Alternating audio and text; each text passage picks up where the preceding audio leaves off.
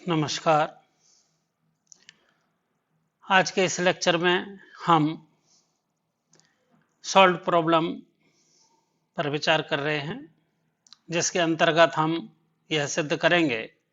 कि spherical coordinate system अर्थात गोलीय निर्देश तंत्र एक लांबिक निर्देश तंत्र होता है। जैसा कि हम अपने पिछले लेक्चर्स में पढ़ चुके हैं कि लांबिक निर्देश तंत्र एक इस प्रकार का निर्देश तंत्र होता है जिसमें कि सभी वक्र पृष्ठ परस्पर समकोण पर एक दूसरे को प्रतिच्छेद करते हैं। इसको सिद्ध करने के लिए हम गोलीय निर्देश तंत्र में एकांक सदिश ज्ञात करेंगे। उसके पश्चात एकांक सदिशों के डॉट गुणनफल द्वारा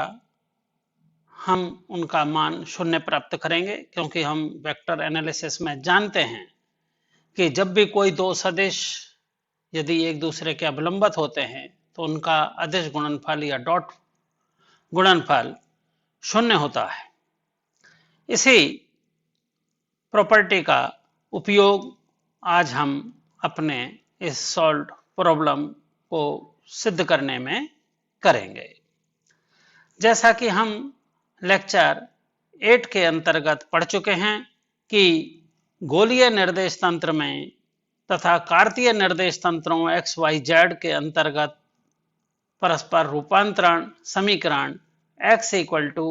are sine theta cos phi, y equal to R sine theta sine phi तथा coordinate z equal to R cos theta का मान हम पूर्व में ही लेक्चर 8 में ज्ञात कर चुके हैं। अब हम किसी बिंदु का स्थिति सदिश जो कि r vector equal to i cap x plus J cap y plus के कैप जेड से कार्टेशियन कोऑर्डिनेट सिस्टम में दिया जाता है। इस समीकरण में जब हम उपरोक्त दर्शाए गए एक्स, वाई तथा जेड के मानों को आर वेक्टर की समीकरण में रखते हैं तो हमें यहां पर आर वेक्टर का मान I cap are sine theta cos phi plus J cap are sine theta sine phi तथा K cap R cos theta के रूप में प्राप्त होता है। अब हम इस समीकरण से स्पर्शीय सदिशों के मान प्राप्त करेंगे जो कि क्रमशः del are over del r, अर्थात ये जो समीकरण आर वेक्टर की हमने स्थिति सदिश के ऊपर प्राप्त की है, इसको अब हम क्रमशः आर कोऑर्डिनेट, थीटा कोऑर्डिनेट तथा फाई कोऑर्डिनेट के सापेक्ष पार्शियल डिफरेंशिएशन अर्थात आंशिक अवकलन द्वारा इसका मान ज्ञात करेंगे। तो उपरोक्त समीकरण आर वेक्टर की समीकरण को आर कोऑर्डिनेट के सापेक्ष पार्शियली डिफरेंशिएट करने पर हमें del are over del R का मान I cap sine theta sine phi plus J cap sine theta sine phi plus के कैप कॉस थीटा के रूप में प्राप्त होता है। इसी प्रकार से del are over del theta का मान आर वेक्टर की समीकरण को थीटा कोऑर्डिनेट के सापेक्ष डिफरेंशिएट करने पर हमें I cap R cos theta cos phi plus J cap R cos theta sine phi minus K cap are sine theta प्राप्त होता है। इसी प्रकार से फाई कोऑर्डिनेट के सापेक्ष आर वेक्टर की समीकरण का आंशिक अवकलन करने पर हमें minus r cap sine theta sine phi plus J cap are sine theta cos phi प्राप्त होता है। अब हम एकांक सदिश का मान ज्ञात करते हैं। जैसे कि कोई भी एकांक सदिश होता है, जैसे A cap equal to A vector upon modulus of A vector से डिफाइन होता है, उसी विधि से आर कैप जो कि स्पर्शीय सदिश del are over del r की दिशा में एकांक सदिश है, उसका मान ज्ञात करने के लिए हम सदिश del are over del r को उसके परिमाण से विभाजित करते हैं और हमें आर कैप का मान प्राप्त होता है। इसके लिए आर इसके लिए del are over del r की जो उपरोक्त समीकरण हमने सिद्ध की है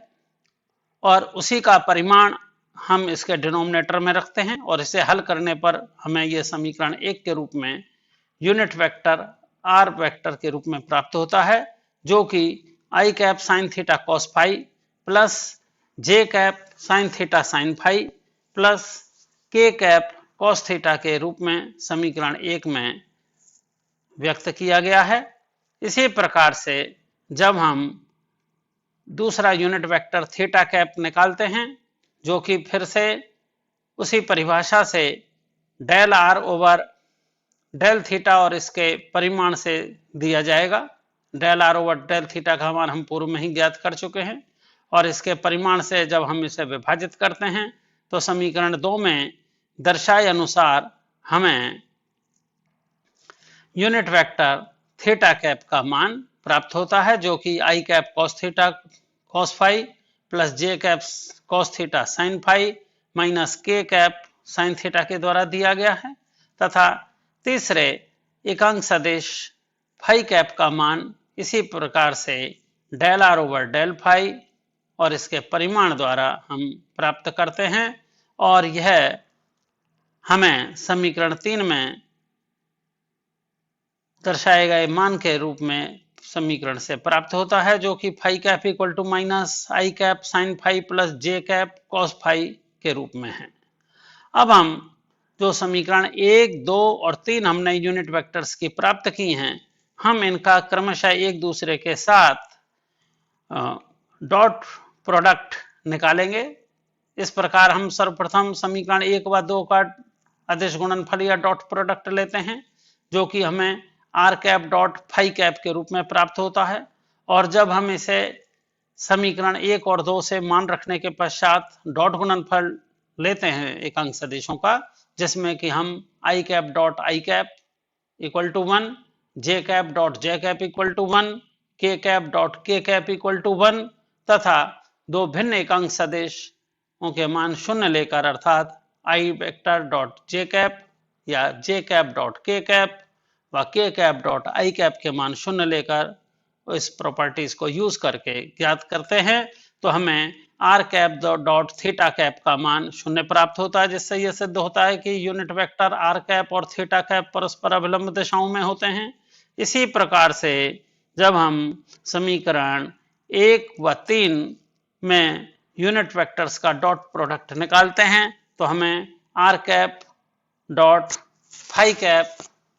का मान प्राप्त होता है। इसे ज्ञात करने के लिए हमने पहले ब्रैकेट में यूनिट वेक्टर आर कैप के मान को लिखा है और फिर उसका हमने दूसरे ब्रैकेट में ये फाई कैप यूनिट वेक्टर है, इसके साथ में हम ये डॉट प्रोडक्ट यहाँ पर ले रहे हैं इन दोनों का और इसमें i cap dot I cap का मान 1 होने के कारण हमें first term minus sine theta cos phi sine phi के रूप में और सेकंड टर्म जे डॉट जे कैप का मान 1 लेकर के हमें sine theta sine phi cos phi प्राप्त होता है तथा केवल ये दो ही पद मिलेंगे क्योंकि दूसरे ब्रैकेट में के कैप की कोई टर्म नहीं है और इस प्रकार से ये दोनों मान एक दूसरे से कैंसिल हो जाते हैं और हमें r cap dot phi cap शून्य मिलता है, जिससे यह सिद्ध होता है कि आर कैप और फाई कैप यूनिट वेक्टर भी परस्पर अभिलंब दिशाओं में होते हैं। अब हम इसी प्रकार से समीकरण 2 व 3 का गुणनफल करके थीटा कैप व फाई कैप यूनिट वेक्टर्स का डॉट प्रोडक्ट ज्ञात करते हैं। तो हमने इसके लिए फर्स्ट ब्रैकेट में थीटा कैप सदिश का मान एकांक सदिश का मान तथा दूसरे ब्रैकेट में फाई कैप यूनिट वेक्टर का मान लेकर इनका परस्पर डॉट गुणनफल हम ये ज्ञात कर रहे हैं और इसमें भी पूर्व की तरह ही फर्स्ट टर्म में हमें minus cos theta cos phi sine phi और सेकंड टर्म में plus cos theta sine phi cos phi प्राप्त होता है। दोनों मान ये एक दूसरे से इस प्रकार से प्लस माइनस के सेम है और ये निरस्त हो जाते हैं और इस प्रकार से हमने ये सिद्ध किया है कि गोलीय निर्देश तंत्र में किन्हीं भी दो यूनिट वेक्टर्स का जब हम डॉट गुणनफल ज्ञात करते हैं तो हमें उसका मान शून्य प्राप्त होता है। इसका अभिप्राय यह है कि यह कोई भी दो यूनिट वेक्टर परस्पर अभिलंबित दिशाओं में होते हैं और